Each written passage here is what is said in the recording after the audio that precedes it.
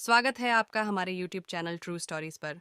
भगवान राम भगवान विष्णु जी के 7वें अवतार थे, जिनका जन्म त्रेता युग में अयोध्या के राजा दशरथ और रानी कौशल्या के घर हुआ था।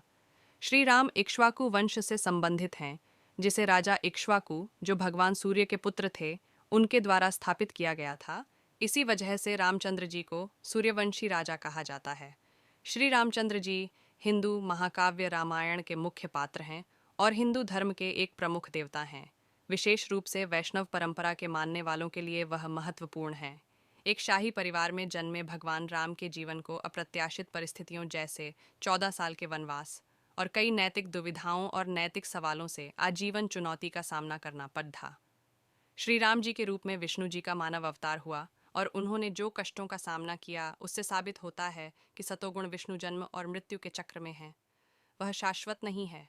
एक समय में भगवान विष्णु अपने निवास स्थान वैकुंठ में शेषनाग की शैया पर विश्राम करते हैं, तो दूसरी ओर वे पृथ्वी पर अवतार लेते हैं और मानव जन्म में दूहक भोगते हैं।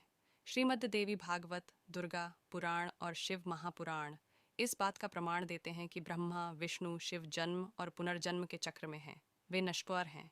उपर्युक्त को ध्यान में रखते हुए पवित्र शास्त्रों का गहन अध्ययन किया गया है, जिससे यह साबित होता है कि अयोध्या के भगवान राम नहीं, बल्कि आदि राम, जो अमरलोक सतलोक में रहते हैं, की भक्ति की जानी चाहिए, जिनके बारे में भक्त आज तक अनभिज्ञ हैं। इसका उल्लेख सूक्ष्म वेद में किया गया है।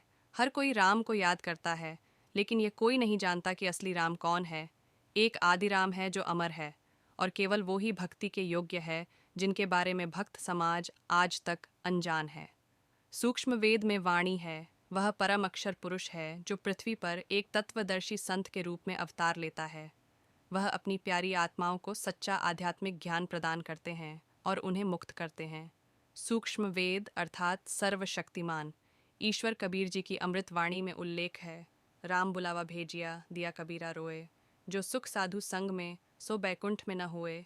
और प्राणी को सुख और शांति केवल सच्चे आध्यात्मिक गुरु की शरण में जाने से ही मिलती है, जो एक तत्वदर्शी संत की भूमिका निभाते हैं, क्योंकि वह सच्चे मोक्ष मंत्रों को प्रदान करते हैं और कसाई ब्रह्मकाल की जेल से छुड़ा कर आत्माओं का मोक्ष करवाते हैं। यह सुख और शांति भगवान विष्णु के निवास स्थान वैकुंठ में भी नहीं पाई जा सकती है।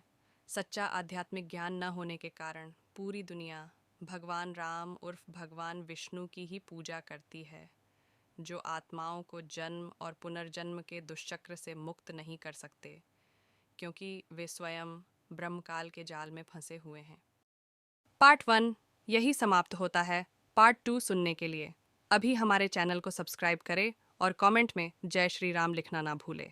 धन्यवाद। याद रहे, नीचे वाला लाल सब्सक्राइब का बटन दबाना ना भूले।